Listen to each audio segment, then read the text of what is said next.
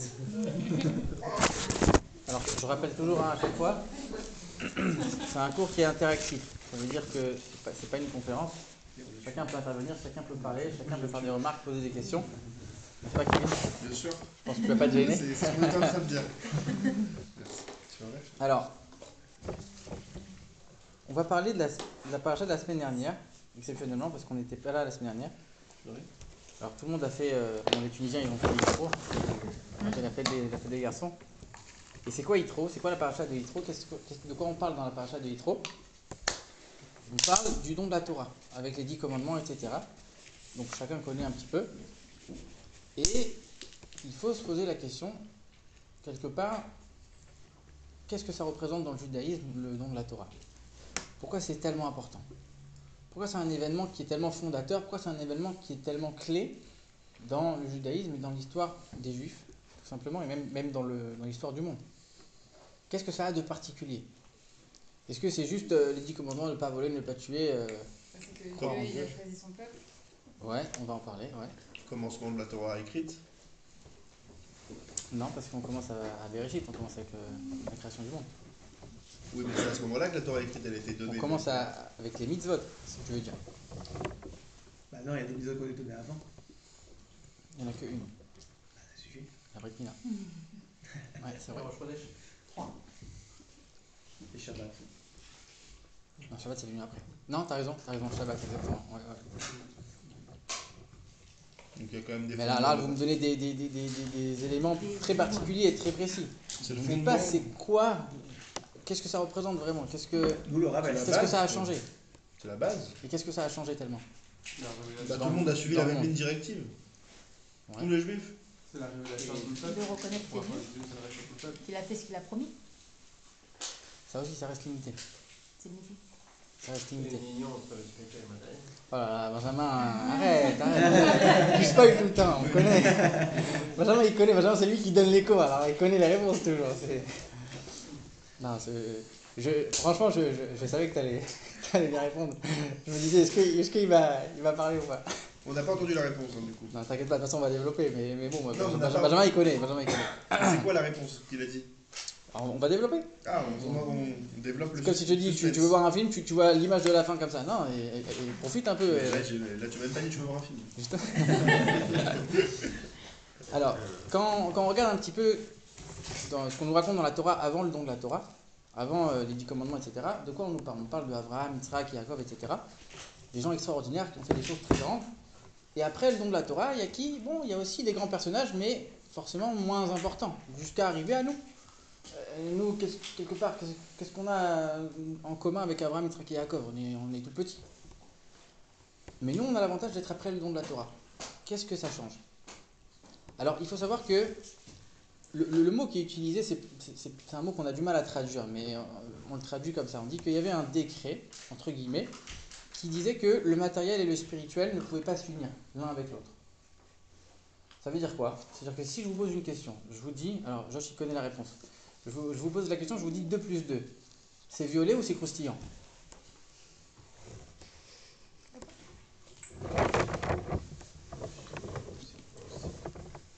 T'as donné une réponse? Non. Parce que tu peux se poser la question.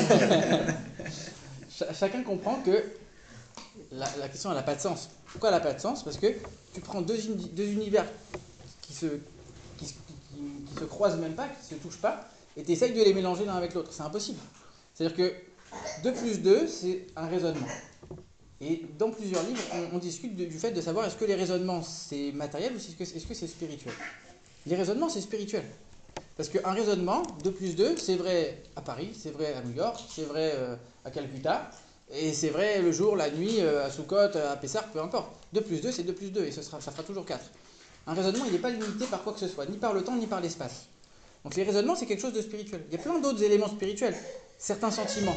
Si je vous dis l'amour que vous avez pour vos parents, est-ce qu'il est perforé ou est-ce qu'il est solide? Non, on comprend, encore une fois, c'est même l'amour qu'on va éprouver, c'est pas quelque chose qui est matériel, c'est quelque chose qui a beaucoup de côté spirituel. Donc quand on essaye d'unir les deux, on voit que ça bug. Donc, de manière naturelle, le matériel et le spirituel, ils ne peuvent pas s'unir. Ils ne peuvent pas communiquer l'un avec l'autre. Ça, c'était avant le don de la Torah. Et on le voit encore aujourd'hui dans certains domaines. Après le don de la Torah, Dieu il a complètement changé les choses. Il dit maintenant, le décret il est fini, le matériel et le spirituel, ils peuvent s'unir, ils peuvent fusionner l'un avec l'autre. Dans quoi ça va s'exprimer? Dans les mitzvot. C'est-à-dire que les phrases que je vous ai dites là, qui veulent rien dire, c'est des domaines dans lesquels on voit clairement que le matériel et le spirituel, ils sont encore séparés. Mais il y a un domaine dans lequel on a dit maintenant, on peut faire l'union entre les deux. Ça, c'est la Torah et les mitzvot. Ça veut dire que quand on regarde les mitzvot que justement Abraham, Yitzhak et Yaakov ils faisaient avant le don de la Torah, on voit qu'ils faisaient des mitzvot qui n'imprégnaient pas la matière. Ça veut dire que, bien sûr qu'ils étudiaient, bien sûr qu'ils pratiquaient les mitzvot, mais l'exemple qu'on va donner, l'exemple le plus courant, c'est que nous aujourd'hui, quand on va mettre les tefillin, ou quand on va écrire un Sefer Torah, alors on ne peut pas le poser par terre, on ne peut pas le jeter à la poubelle, on ne peut pas faire ce qu'on veut avec. Les tefillin, la Torah, c'est quelque chose qui est sacré. On va faire très attention, il y a des lois, etc. Avant, c'était pas comme ça.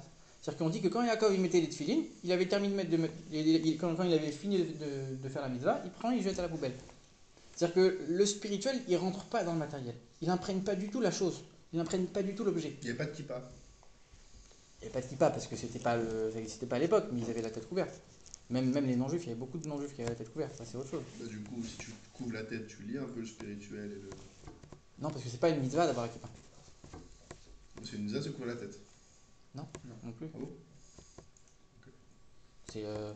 Il y a plusieurs raisons, mais c'est pas une mitzvah. Une mitzvah, ça veut dire c'est une mitzvah de la Torah, mettre les tefillin, manger kasher, faire la souka, manger de la matzah à Pessah, ça c'est des mitzvot. Se couvrir la tête, c'est une coutume, c'est quelque chose qui est bien, il y a plusieurs raisons, mais c'est pas une mitzvah. Ok. Une mitzvah, je te dis, tu prends ma main, avec la main, je vais prendre une pièce, je vais la mettre dans la sadaka, je vais donner à un pauvre. C'est-à-dire que là, la main matérielle et la pièce matérielle, tu les as utilisées pour faire une mitzvah. C'est-à-dire que dans la pièce et dans la main, tu as mis de la spiritualité. Donc en fait, après le don de la Torah, on fait vraiment cette fusion qui était impossible avant, la fusion entre les deux. Alors, d'ailleurs, il y a un autre exemple aussi. On voit que quand Abraham il fait jurer à Eliezer, son serviteur, d'aller trouver une femme pour Rivka, nous aujourd'hui, quand on fait jurer quelqu'un, soit on lui fait porter un Sefer Torah, soit on lui fait porter, il y a certains avis, on dit, même s'il porte des tefillin, ça peut marcher. À l'époque, Abraham, comme il a dit Josh, il y avait une mitzvah, c'était la mitzvah d'Abrit Mila. Il n'y avait pas de Sefer Torah, il n'y avait pas de sainteté dans le Sefer Torah. C'est pour ça qu'on dit que Eliezer, Abraham il dit à Eliezer, il dit mets ta main près de ma hanche. C'est symbolique, ça veut dire quelque part, la seule mitzvah qu'il y a, même là on veut montrer c'est la seule mitzvah qui avait vraiment imprégné la matérialité. Ça veut dire qu'après le don de la Torah, tout a changé. Aujourd'hui, maintenant, quand je vais prendre une bouteille, voilà, je dis parce que c'est devant moi, je vais prendre une bouteille d'eau, je vais faire une bénédiction dessus, je prends la matière et je la sanctifie. Je prends la matière et je mets de la spiritualité dedans. J'arrive à faire la fusion entre les deux. Quand je me lève le matin, je mets mes chaussures, je vais attacher ma chemise et je vais aller au travail. Travailler, c'est une mitzvah, parce que je dois nourrir ma famille, parce que je dois faire telle et telle chose. Donc ça aussi, la chaussure matérielle et la chemise qui va être attachée, qui va être préparée, et tout le travail qu'on va faire, les choses qu'on va manger, ce qu'on va dormir, etc. Toutes les choses qui sont matérielles, elles vont être imprégnées de spiritualité. Ça, c'était complètement impossible avant le don de la Torah. Donc on voit qu'il y a vraiment un vrai virage, un vrai tournant dans l'histoire du peuple juif et même dans l'histoire du monde. Comment fusionner deux choses qui n'ont rien à voir et faire en sorte que, au jour le jour, dans chaque chose les plus banales, les plus matérielles, les plus évidentes, on va réussir à mettre la sainteté, à mettre de la spiritualité dans chaque chose. Alors, je voulais dire encore un point, mais j'ai oublié.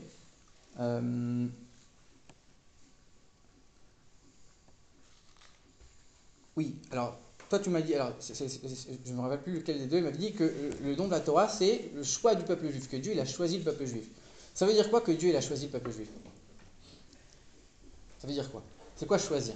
On fait un appel d'offres et. On avait déjà parlé de ça, je pense, en plus, le dernier cours où tu étais là. C'est quoi un choix? C'est quoi un vrai choix? C'est dire deux l'un et pas l'autre. propositions équitables.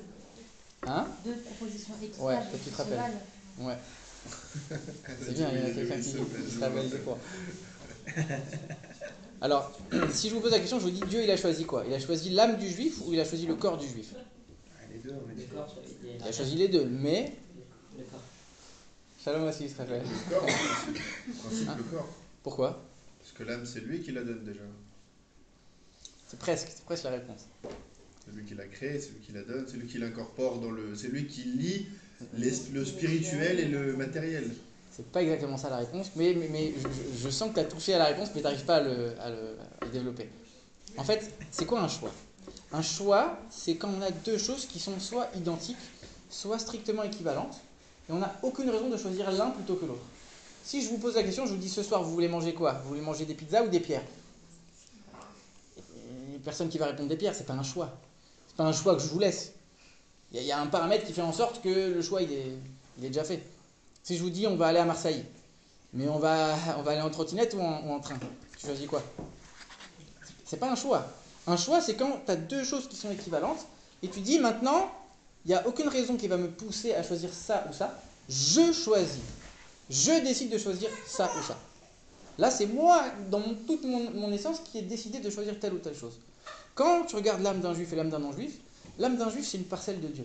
C'est comme si Dieu il s'est coupé, il s'est mis à l'intérieur du peuple juif. Choisir l'âme d'un juif et l'âme d'un non-juif, ça n'a rien à voir. Dieu, il va se choisir lui-même. C'est évident.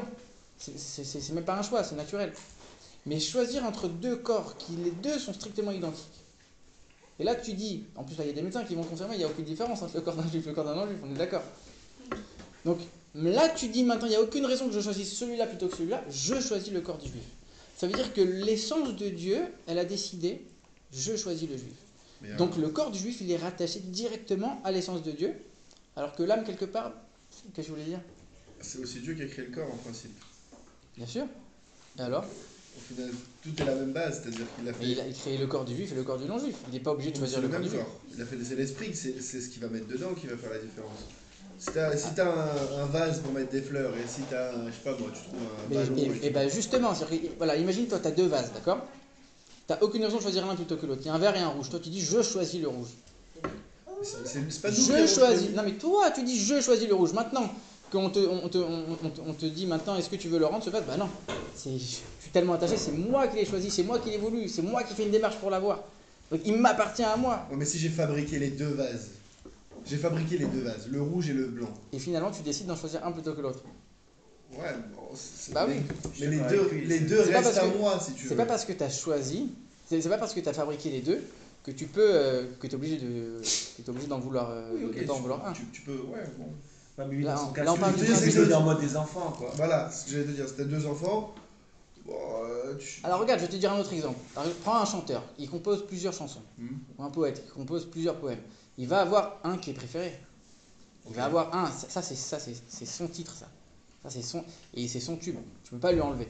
Et pourtant les autres, c'est lui aussi qui les a composés. Alors pourquoi celui-là plutôt qu'un autre? Il a choisi. Il a choisi. Okay. On n'est pas en train de dire qu'il crache sur le reste.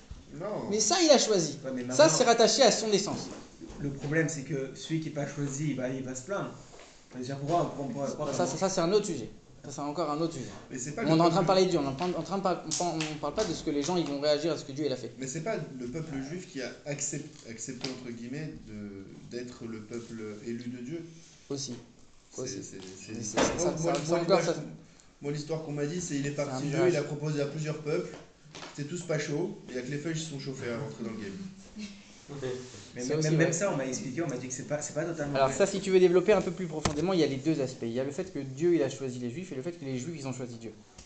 Mais ça, c'est une série d'une dizaine de cours. Mais avec plaisir, on peut commencer. En plus, c'est juste avant Yudalef Nissan, c'est l'anniversaire du Rabbi. Allez, magnifique. Donc on peut commencer la série avec plaisir. Mais ça, c'est un sujet beaucoup plus profond. Combien de saisons? Il y a une dizaine de cours. Un peu moins. J'adore. Pour bien le faire, le sujet. Quoi qu'il, moi, ce qu'on m'a dit, c'était le cours de ce Shabbat. C'était. C'était à Marseille. Oui, justement. Ouais, c'est pour ça. Mais à Marseille, on est pointu. Oh. Le cours de ce Shabbat, c'est quoi? C'est-à-dire que pour recevoir la Torah, il fallait forcément passer par Mitzrayim, quoi. Il fallait passer par l'esclavage. C'est-à-dire qu'en réalité, Dieu ne peut pas proposer à 40 000 peuples, parce qu'il sait très bien qu'il y a beaucoup de peuples qui ont fait l'esclavage. Vous rentrez dans d'autres considérations. Là, on s'éloigne du sujet. Là, on rentre dans d'autres détails. Donc, la seule chose que je voulais dire, c'est que Dieu il a choisi le corps du juif. Ça veut dire que le corps du juif, il est attaché à Dieu beaucoup plus que la Neshama. Donc, on voit encore une fois ici qu'après le don de la Torah, la connexion entre le spirituel et le matériel, elle est beaucoup plus forte. Et on dit qu'aujourd'hui, on voit que le corps, il est nourri par l'âme. Et quand Mashiach viendra, ça va complètement s'inverser et c'est l'âme qui va être nourrie par le corps. Donc on va voir quelque part la vraie qualité du matériel, la vraie qualité des choses matérielles. Et c'est pour ça qu'on a cette connexion, on a ce rôle de faire rentrer la spiritualité dans la matérialité. Et quand Mashiach viendra, on verra que le matériel, il a tellement d'importance que c'est pour ça qu'on lui a accordé tellement d'importance et tellement de travail pendant des milliers d'années sur Terre, parce que si on fait tout pour le raffiner, on fait tout pour l'élever, c'est parce que c'est lui l'essentiel et c'est lui le plus important.